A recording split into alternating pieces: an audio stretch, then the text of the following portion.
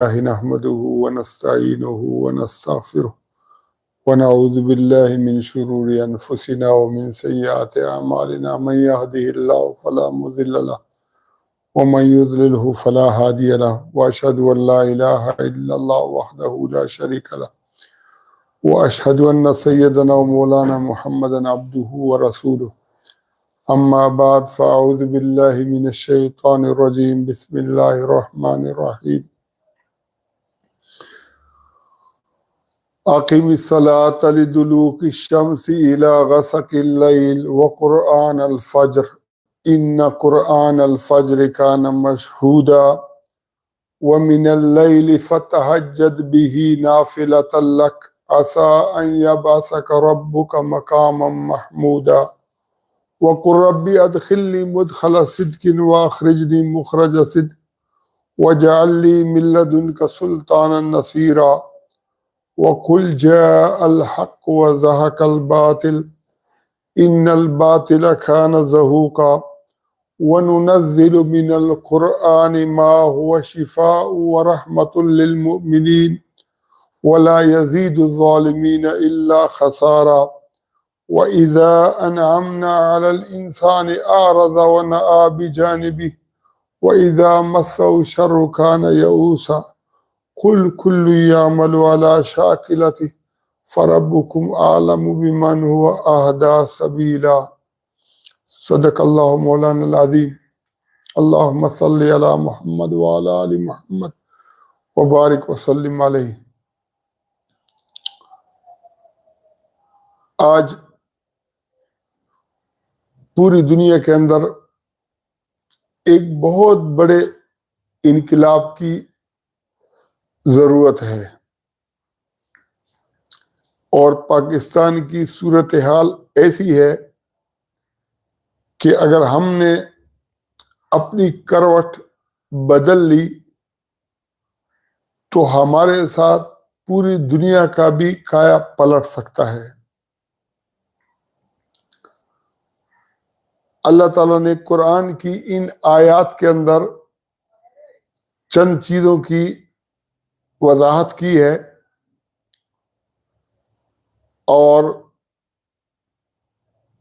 اللہ نے فرمایا ہے نبی اسلام کو مخاطب کر کے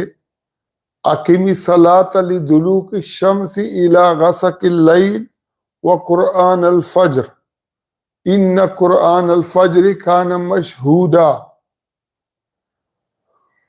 نماز کا اہتمام کریں سورج ڈلنے سے رات کی تاریکی تک، اور صبح کا قرآن، بے شک صبح کا قرآن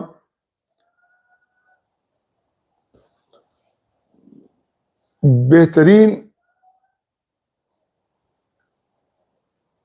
گواہی دے سکتا ہے،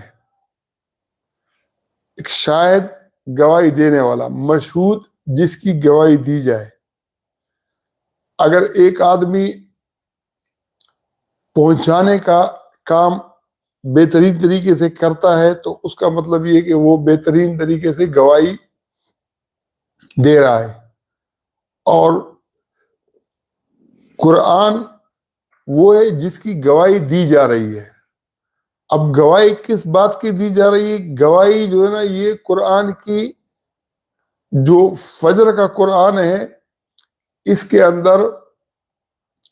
انسان کے اندر جب رات کو سوتا ہے صبح اٹھتا ہے تو ذہن جو ہے نا تر و تازہ ہوتا ہے، دماغ بالکل تر و تازہ ہوتا ہے، دل بے میل ہوتا ہے، انسان کا جو جسمانی کیفیت ہوتی ہے، روحانی کیفیت ہوتی ہے، وہ بالکل سلامت ہوتی ہے۔ تو اس طریقے سے وہ جب قرآن کو سمجھنے کی کوشش کرتا ہے تو پوری بات جو اللہ کرنا چاہتا ہے وہ سمجھاتا ہے، وہ آدمی سمجھ سکتا ہے۔ یعنی سمجھنے کے لیے قرآن کا جو وقت ہے وہ صبح کا بہترین ہے۔ اب اس کا جو مطلب ہے وہ یہ ہے کہ ہم قرآن کو سمجھنے کے لیے جب تکے ہوں، ہارے ہوں، اور پھر ہمیں قرآن اس طریقے سے سمجھ میں نہیں آئے گا. جب ہم فریش ہوں گے، در و تازہ ہوں گے، صبح کا ٹائم ہوگا، رات کو نیند کی ہوگی، تو پھر کیا ہوگا کہ ہمارے لیے قرآن کے مفہوم کو، قرآن کے اہداف کو سمجھنا آسان ہوگا. تو اس امت کی سب سے بڑی مصیبت یہ ہے کہ یہ جو قرآن مشہود ہے، یعنی اس کا جو مفہوم سمجھنے والا مسئلہ ہے، یہ بات بھی امت کو جو ہے نا سمجھ میں نہیں آئی ہے. وہ جو ہے نا ذہن کے اندر یہ سوچتے ہیں کہ بلکہ ترجموں کے اندر، تفاسیر کے اندر لکھا ہوا ہے کہ صبح کے وقت جو ہے نا فرشتوں کی جو ہے نا حاضری ہوتی ہے، اس لیے مشہود کا ہے. حالانکہ اس کا تو فرشتوں کے ساتھ کوئی تعلق ہی نہیں ہے. پھر اللہ تعالیٰ نبی اسلام کو کہتا ہے کہ وَمِنَ اللَّيْلِ فَتَهَجَّدْ بِهِ نَافِلَةً لَكَ، اور رات کی جو تہجد ہے وہ آپ کے لیے نفل ہے. اب نفل کا معنی تو سب سمجھتے ہیں کہ نفل کس کو بولتے ہیں، لیکن علماء نے اس کا یہ مفہوم لیا ہے کہ رات کا جو ہے نا نبی اسلام کے لیے تہجد کا پڑھنا اس آیت سے فرض بنتا ہے. اب نفل سے فرض کیسے بنے گا؟ اللہ نے شروع کے اندر جو تمہید باندھی کہ بھئی سورج ڈلنے سے رات کی تاریکی چھا جانے تک نماز قائم کر نبی اسلام کو. پھر صبح کے وقت کے لیے کہا، فرمایا کہ یہ جو صبح کا قرآن ہے یہ مشہود ہے. قرآن الفجر، کیا بات ہے قرآن فجر کے قرآن کی، ان قرآن الفجر کان مشہودا. پھر اللہ نے اس تناظر کے اندر کہا کہ اگر آپ رات کو نہیں اٹھ سکے، نفل آپ نے نہیں پڑھا، تو تہجد نفل ہے، وہ اتنی اہمیت والا نہیں ہے جتنا جو ہے نا صبح کا قرآن ہے. اور یہ تو پوری امت اس بات کو سمجھتے ہیں کہ رات کو آدمی سو جائے، اگر تہجد کے لیے نہ اٹھے تو اتنی بڑی بات نہیں ہے، لیکن جو صبح کی نماز ہے، صبح کا قرآن ہے، یہ جو ہے نا یہ زیادہ اہمیت رکھتا ہے، یہ فرض بھی ہے. تو اس مفہوم کو ہی جو آیت کے اندر موجود ہے، جب اس کا معنی ہی الٹا لیا گیا ہے، اس کا معنی ہی صحیح نہیں لیا گیا ہے، تو پھر جو ہے نا امت کو ہم کیا پیغام دیں گے قرآن کے ذریعے سے؟ پھر اللہ تعالیٰ کیا فرماتا ہے، عَسَىٰ أَن يَبْعَثَكَ رَبُّكَ مَقَامًا مَحْمُودًا، ہو سکتا ہے کہ میں آپ کو مقام محمود دوں. مقام محمود کا کیا ہے؟ حامد، تعریف کرنے والا، محمود جس کی تعریف کی جائے. آج پوری دنیا کے اندر، سویڈن کے اندر قرآن جلایا گیا، ہندوستان کے اندر نماز عید کے اوپر پابندی لگائی جا رہی ہے، اور پوری دنیا میں اسلام کے لیے مشکلات کے پہاڑ کھڑے ہو رہے ہیں، مسلمانوں کے لیے مشکلات کھڑے کیے جا رہے ہیں. نبی اسلام کی سوشل میڈیا کے اوپر اور جو ہے نا کارٹونوں کے ذریعے سے مختلف قصے کہانیاں گڑھ کر، مختلف انداز کے اندر مختلف پیجز بنا کر یوٹیوب کے اوپر اور جو ہے نا فیس بک کے اوپر نبی اسلام کا مذاق اڑایا جا رہا ہے. تو یہ مقام محمود، اگر ہم اسلام کا صحیح مفہوم سمجھ جائیں اور پھر اس کو دنیا کے اندر جو ہے نافذ کر دیں، تو اس سے پوری دنیا کے اندر رسول اللہ صلی اللہ علیہ وسلم کی لوگ تعریف کریں گے، اور یہ سمجھیں گے کہ پہلے بھی اگر بادشاہتوں کے خلاف، امارتوں کے خلاف، ظلم کے خلاف، جبر کے خلاف، انسانیت کو غلام بنانے اور لونڈی بنانے کے خلاف اگر قرآن نے ایک زبردست انقلاب برپا کیا ہے، تو اس آخری دور کے اندر پھر یہ کریڈٹ رسول اللہ صلی اللہ علیہ وسلم کو جاتا ہے، اور ہر جگہ پر نبی اسلام کے لیے پھر تعریف کے گن گائیں گے. ہندو بھی گائیں گے, سکھ بھی گائیں گے, عیسائی, یہودی, پارسی, بدھ مت, دنیا کے سارے مذاہب والے, سارے ملکوں والے نبی علیہ السلام کی تعریف کے گن گانا شروع کریں گے. اور یہی مقام محمود ہے. نبی علیہ السلام نے خوشخبری دی ہے کہ ایک وقت آئے گا کہ پوری دنیا پر خلافت قائم ہوگی, اور اس سے زمین اور آسمان والے دونوں کے دونوں خوش ہوں گے. جب زمین والے خوش ہوں گے تو پھر جو ہے نبی علیہ السلام کی تعریف بھی ہوگی, جبر والی خلافت تو نہیں ہوگی. تو آج بنائی ہے. اللہ کہتا ہے کہ وَنُنَزِّلُ مِنَ الْقُرْآنِ مَا هُوَ شِفَاءٌ وَرَحْمَةٌ لِّلْمُؤْمِنِينَ. قرآن میں سے جو آیات ہم نے نازل کی ہیں وہ کیا ہیں؟ وہ شفا ہیں, بیماریوں سے علاج ہے, اور مومنوں کے لیے رحمت ہے. وَلَا يَزِيدُ الظَّالِمِينَ إِلَّا خَسَارًا وَلَا يَزِيدُ. لیکن یہ جو ظالم لوگ ہیں, یہ ان کے اندر یعنی نہ ان کو شفا ملے گی نہ ان کو رحمت ملے گی, کیونکہ یہ قرآن کو تسلیم نہیں کرتے. کیوں نہیں کرتے؟ اس لیے کہ ان کے مفادات کے خلاف ہے. جب مفادات کے خلاف ہوگا تو پھر یہ قرآن کو اور قرآن کے نظام کو نہیں مانیں گے, تو پھر یہ خسارے کی طرف بڑھیں گے. پھر اللہ کیا فرماتا ہے کہ جب انسان کو میں وَإِذَا أَنْعَمْنَا عَلَى الْإِنسَانِ أَعْرَضَ, جب میں ان کو نعمت دیتا ہوں تو یہ اعراض کرنے لگتا ہے. وَإِذَا مَسَّهُ الشَّرُّ كَانَ يَئُوسًا, جب تھوڑی تکلیف پہنچتی ہے, شر پہنچتا ہے تو پھر جو ہے یہ مایوس ہو جاتا ہے. کل کہہ دو کل یعمل علی شاکلتہ, تو ہر آدمی جس ڈب کے اوپر چل رہا ہے وہ بس عمل کرتے رہے, اور اللہ جانتا ہے کہ کون ہدایت کے اوپر ہے.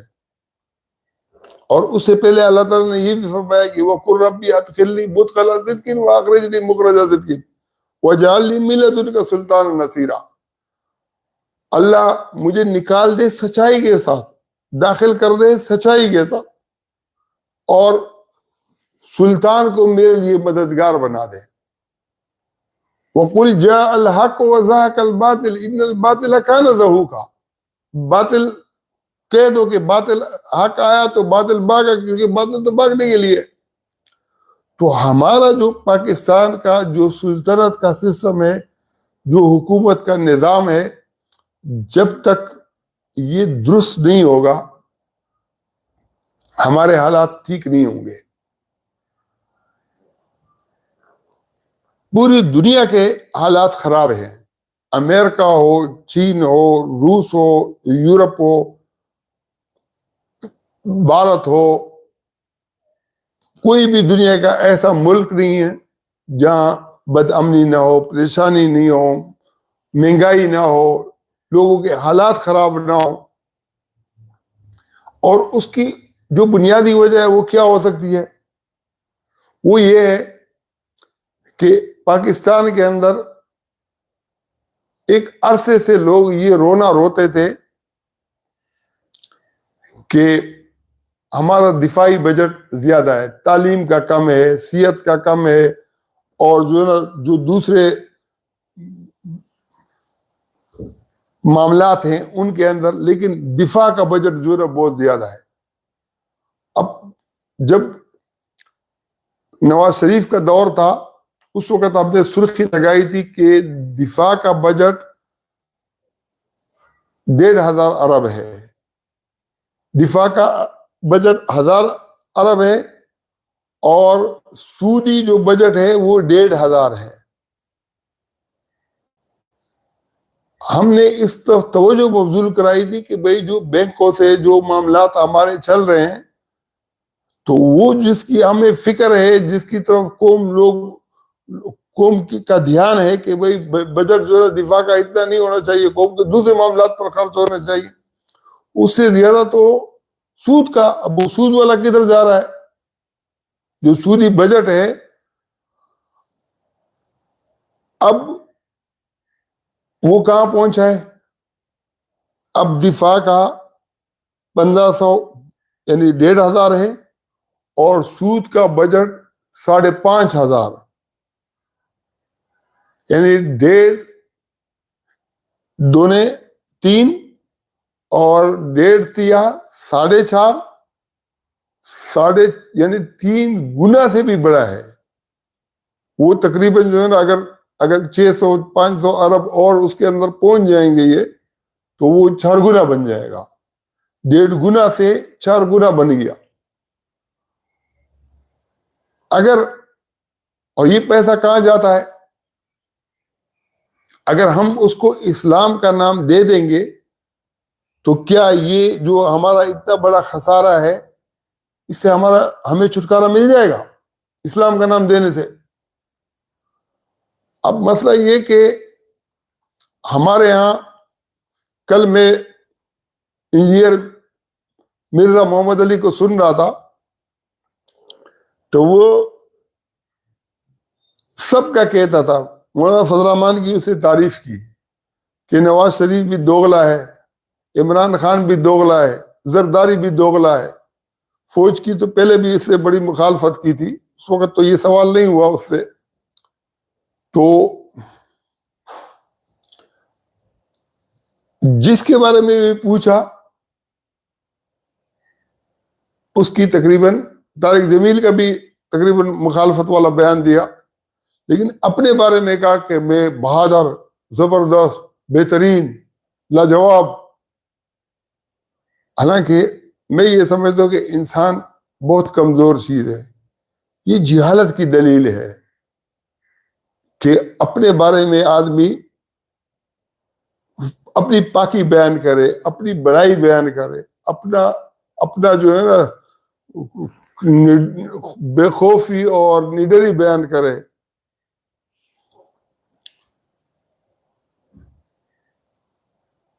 اسی انجینئر مرزا محمد علی نے جب مولویوں کے بارے میں اس سے سوال پوچھا کہ بھئی انہوں نے چپکے سے جو ہے 2 نکاح کیے ہیں یا 3 کیے ہیں اور باقی چھپا کے رکھا ہے، تو انہوں نے کہا کہ جو چھپی ہوئی شادیاں ہیں یہ زنا ہے۔ کیا یہ جرت کر سکتا تھا کہ اس کو پتہ بھی ہوگا؟ اتنا تو بے سمجھ نہیں ہے، یا اتنا تو اس کو یہ نہیں کہ معلومات نہیں ہے کہ ریام خان کے ساتھ جب عمران خان نے پہلا نکاح کیا تو وہ چھپا ہوا تھا، پھر دوسری مرتبہ جو ہے کھل کر نکاح کیا، کیا وہ بدکاری کے زمرے میں آتا ہے؟ اس طریقے سے جو بشرا بیگم سے پہلا نکاح کیا وہ چھپ کے کیا تھا، دوسرا پھر کھل کے کیا، تو پہلے جو نا جو نکاح کیا وہ بدکاری والا تھا۔ لیکن یہ اس کے اوپر کھل کر بات نہیں کرے گا، اگر کرے گا بھی تو اس وقت کرے گا جب جو نا اس کو یہ پتہ چلے گا کہ عوام یا اسٹیبلشمنٹ یا حکومت یا جو حالات بدلے ہی ہوں گے، تاکہ جو نا عمران خان گر رہا ہو تو اس کے اوپر اس کے عروج کے دور کے اندر جب اس کا طوطی بول رہا، ابھی اس کا گراف آج تقریباً عدالت کا بھی گر گیا ہے، حکومت کا بھی گر گیا ہے، عمران خان بھی کا بھی گرا ہے، تینوں کا گراف گر گیا ہے اور بہت اچھا ہو گیا ہے، کیونکہ ان لوگوں نے تو وکیلوں کو لڑانا تھا، عوام کو لڑانا تھا، ایک افراتفری والی کیفیت پیدا کرنی تھی۔ پہلی بات یہ ہے کہ حکومت جو شہباز شریف ہیں وزیر اعظم، وہ کہتا ہے کہ ہم جو ہے نا عدالت کا فیصلہ جو 4-3 کا ہے وہ مانتے ہیں،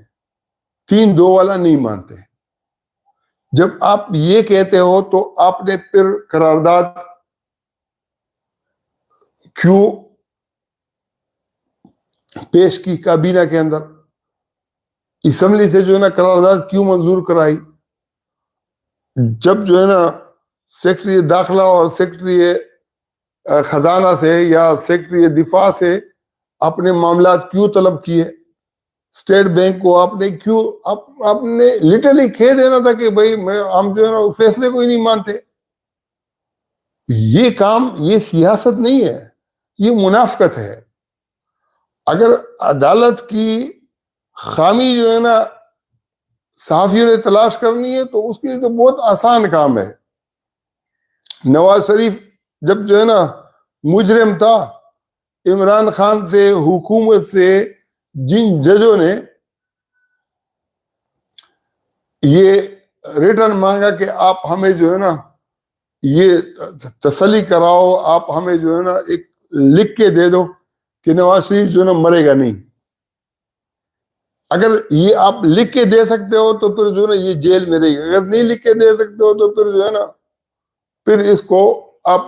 باہر جانے دو. جن ججوں نے یہ کیا ہے، کیا ایسا کرنا ججوں کا فرض منصبی تھا؟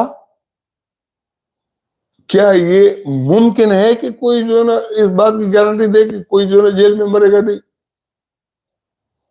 لیکن راستہ اس کے لیے کھولنا تھا تو کھول دیا. اور جتنے بھی جو ہے نا صحافی تھے، ابھی رات کو میں ایک گپ شپ سن رہا تھا، سہیل ویراج بہت زبردست اچھے صحافی ہیں، اور اس سے زیادہ اچھے صحافی مجیب الرحمان شامی ہیں. وہ دونوں جو گپ شپ لگا رہے تھے، سہیل ویراج کا کہنا یہ تھا کہ یہ جو حکومت ہے اس نے فوج کی ٹانگوں کے اندر اپنا سر دیا ہوا ہے، اور یہ کہتے ہیں کہ عمران خان سے لڑنا یہ ہمارے حق کے اندر ہے. اور سہیل ویراج یہ ایکسپوز کر رہا تھا کہ فوج جو ہے نا وہ حکومت کی سرپرستی کلم کلا کر رہی ہے. اور دوسری طرف جو ہے نا مجیب الرحمان شامی کہہ رہا تھا کہ اس سے ریاست کو نقصان پہنچے گا، عدالت کے خلاف، عدالت کے فیصلے کو ماننا چاہیے، حکومت کو یہ نہیں کرنا چاہیے، اس سے تو پاکستان کو نقصان پہنچے گا. تو دونوں کا جو خلاصہ تھا وہ یہ تھا کہ وہ فوج کو ٹارگٹ کر رہے تھے. ایک ایکسپوز کر رہا تھا اور دوسرا جو ہے نا کہہ رہا تھا کہ یہ حکومت جو اس کی وجہ سے یہ اس طرح سے کر رہی ہے. اب مسئلہ یہ ہے کہ جو ہمارے صحافی ہیں انہوں نے بھی اپنا اپنا راستہ، اپنے انداز کا ڈھونڈ لیا ہے، اور اس کا نقصان کس کو پہنچے گا؟ کوئی یہ نہیں کہتا کہ بھئی مریم نواز، سعد رفیق،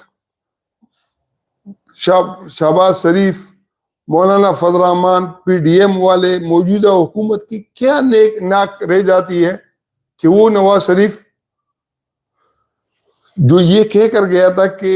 ڈاکٹر جب اجازت دیں گے تو میں پاکستان آ سکوں گا، وہ عمرے کے لیے آتا ہے اور پھر واپس چلا جاتا ہے. اس کے اوپر کوئی ڈیبیٹ نہیں ہوتی ہے کہ ان کی ناک انہوں نے کاٹ دی ہے. اگر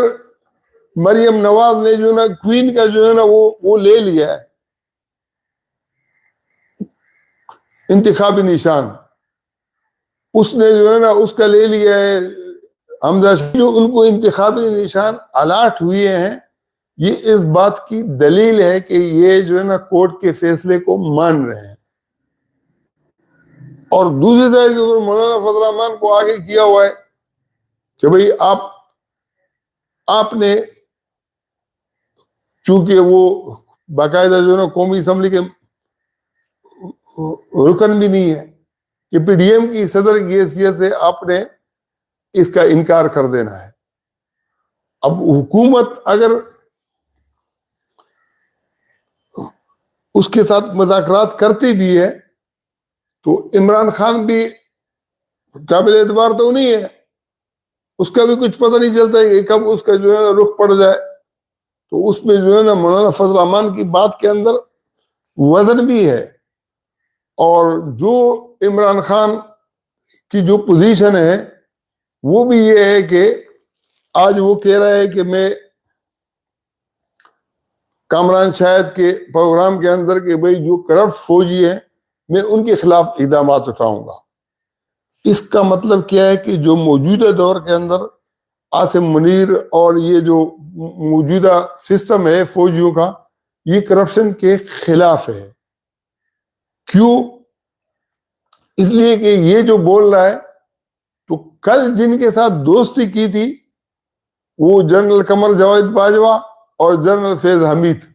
کرپشن کے سب سے زیادہ فوج کے اندر الزامات جو ہے نا ان لوگوں پر ہیں جو اس کے دور اقتدار کے اندر اور جس کو انہوں نے ایکسٹینشن دی تھی.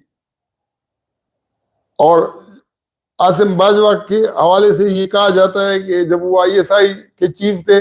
اور اسے جا کے ان کی خبر دی کہ بھئی گھر میں تمہارے جو معاملات ہیں یہ گڑبڑ ہو رہے ہیں، تمہارے بشرا بیگم کی جو سہیلی ہے وہ لوٹ مار کے اندر مشغول ہے، تو اس نے بجائے یہ کہ گھر کا معاملہ ٹھیک کیا ہوتا، الٹا جو ہے نا اس نے آرمی چیف کو اس وقت جب DGISI تھے اس کو عہدے سے ہٹا دیا. اب مسئلہ یہ ہے کہ آج ہم سپورٹ تو کسی سیاسی جماعت کو نہیں کر رہے ہیں، اس لیے نہیں کر رہے ہیں کہ نواز شریف بھی دیکھا بالا ہے، اور جو ہے نا جو عمران خان ہے اگر اس کے سحر میں لوگ مبتلا ہو جائیں تو 20 سال تک اس نواز شریف کے سحر سے نہیں نکل سکے پنجابی، اور 20 سال جو ہے نا لاہوری اگر اس کے سحر کے اندر مبتلا رہے تو ملک اور قوم کا اسے کیا فائدہ پہنچے گا. جو آدمی وزیر اعظم بننے کے لیے بڑے بڑے نعرے لگاتا تھا، بڑے بڑے بیوروکریٹ سیاسی کارکن جو ہمارے گھر کے افراد ہیں وہ بھی عمران خان کی ان تقریروں سے بڑے متاثر ہوتے تھے. میرے وہ ملک اجمل کے ایک بڑے بھائی ہیں بہت سمجھدار، ہر وقت کتابیں پڑھنے والے، ملک سعید،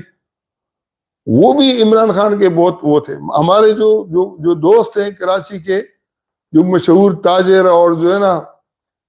مختلف کاروباری اس سے ان کا تعلق ہے، وہ سب جو ہے نا ان کے سپورٹر تھے. اگر سارے ان کے سپورٹر تھے تو فوج نے بھی اگر ان کو سپورٹ کیا تو ان کی بڑی بڑی باتوں کو سن کے کیا ہوگا. آج بھی جو ریٹائر آرمی ہے کی جو تنظیمیں ہیں وہ ان کو سپورٹ کر رہی ہیں، اور کیوں کر رہی ہیں کہ ایک سائڈ کے اوپر زرداری اور نواز شریف کا کردار ہے جو ایک عرصے سے لوگ بھگت رہے ہیں، ایک سائڈ پر اس کا 3.5 سال کا جو کردار ہے وہ بولتے کہ چلو پھر بھی، اور اس کے بعد پھر انہوں نے جو 1 سال کے اندر اتنی مہنگائی لائی، اتنا برا کیا، اتنا جو ہے نا یہ فوج کے اس پہ گھس گئے آڑ کے اندر، اتنا جو ہے نا وہ سارا میڈیا ان کے خلاف لگا دیا، تو اس کی وجہ سے عوام بھی پلٹ گئے اور جو ہے نا بہت سارے لوگ جو ہے نا وہ عمران خان کے عامی ہو گئے. اب اس وجہ سے جو ہے یہ الیکشن سے بھی جو ہے نا بھاگ رہے ہیں. تو بہرحال اگر اگلا پلان یہ ہے کہ زرداری سمجھتا ہے کہ شاید اگر میرا بیٹا جو ہے نا اگلا وزیر اعظم بنے گا اور یہ بلاول بھٹو، تو اس پر نون لیگ والے بھی خوش ہوں گے. نون لیگ والے اس لیے خوش ہوں گے کہ نون لیگ والوں کو پتہ ہے کہ اگر عمران خان آ گیا تو ان کا آگے راستہ بند ہو جائے گا. اگر بلاول بھٹو آ گیا تو بلاول بھٹو جو ہے نا وہ پہلے جس طریقے سے گا رہا تھا نا کہ مودی کا جو یار ہے غدار ہے، غدار ہے نواز شریف کے خلاف، اور پہلے اس نے جو ہے نا نواز شریف کو کہا تھا کہ یہ جو ہے نا جہاز جو ہے نا جو سیاسی جہاز ہے یہ ڈیزل سے نہیں چلتا، یعنی مولانا کو آپ نے ساتھ ملایا ہے. یہ سب چیزیں جو ہے نا یہ عوام کے ذہن کے اندر ہیں. آج اگر یہ اکٹھے ہیں تو یہ اپنے مفادات کے لیے ہیں، اور پہلے جو ہے نا ان کا جو تصور تھا وہ بھی بالکل اس والا تھا کہ یہ جو ان کے جو تصورات تھے سیاسی معاملات کے اندر یہ بالکل بھی قابل اعتماد نہیں تھے. تو بہرحال اللہ تعالیٰ جو ہے نا ہمارے اوپر رحم کرے.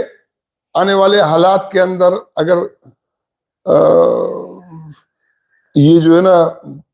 کوئی انقلابی فضا بن گئی اور جو ہے نا لوگ دین کی طرف آ گئے، قرآن کی طرف آ گئے، تو قرآن کے اندر اتنے موٹے موٹے ایسے معاملات ہیں کہ جس سے لوگوں کا ذہن بالکل دین کی طرف بھی بدل جائے گا، دنیاوی معاملات بھی ان کے ٹھیک ہو جائیں گے، سیاسی معاملات بھی ٹھیک ہو جائیں گے، اور جو سٹیبلٹی ہے ملک کی وہ بھی آ جائے گی. فوج بھی اپنی جگہ پر عزت بھی پائے گی، صحیح جگہ پر بیٹھے گی بھی، عدالت بھی صحیح ہوگا. موجودہ جو آئین ہے، جو ہمارا جو ریٹن کے اندر جو معاملات ہے وہ سب کے سب جو ہے نا یہ وہ چیزیں ہیں کہ میں سمجھتا ہوں کہ اس میں بہت انقلابی تبدیلیوں کی ضرورت ہے، اور مثبت پوائنٹ یہ ہے کہ اگر کوئی بڑی تبدیلی پر بڑے متفق ہو جاتے ہیں یا کوئی ایک طبقہ بڑی تبدیلی لانے کے لیے آگے آتا ہے تو عوام کا کسی کے خاص طبقے کے اوپر کوئی اعتماد رہا نہیں ہے، نہ عمران خان کے اوپر ہے، نہ پی ڈی ایم والوں پر ہے، نہ زرداری پر ہے، نہ فوج پر ہے، نہ عدلیہ پر ہے، کسی کے اوپر بھی نہیں ہے۔ تو اس کے لیے میں سمجھتا ہوں کہ اگر کوئی ایسا ماحول بنتا ہے کہ سب مل بیٹھ کر ایک پرامن طریقے سے انقلاب لانے کی کوشش کریں گے تو انشاءاللہ قوم بھی خوش ہوگی، اور یہ پاکستان صرف پاکستان کے لیے نہیں بلکہ پوری دنیا کے جو ہے نا اس کو جو ہے نا وہ بدل سکے گا۔ قرآن کے اندر ایک ایک نقطہ ایسا ہے کہ اس نقطے کو اگر ہم چھیڑیں گے، اس کی طرف آئیں گے، تو انشاءاللہ مجھے یہ لگتا ہے کہ سعودیہ، ایران، یہ دونوں طلاق کے مسئلے پر اپنا موقف چھوڑ کر پاکستان کے اندر جو درس نظامی کے اندر پڑھایا جاتا ہے اس کے اندر نہ حدیثوں پر کوئی حرف آئے گا، نہ حضرت عمر کے اوپر کوئی حرف آئے گا، نہ 4 اماموں پر کوئی حرف آئے گا۔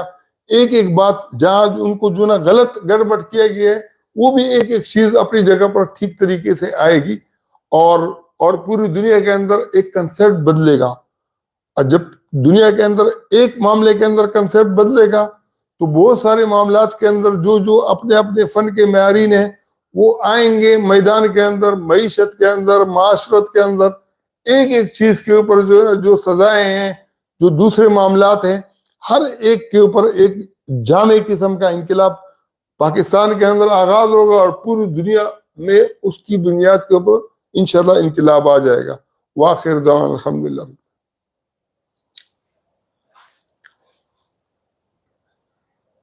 کتنا ٹائم ہے؟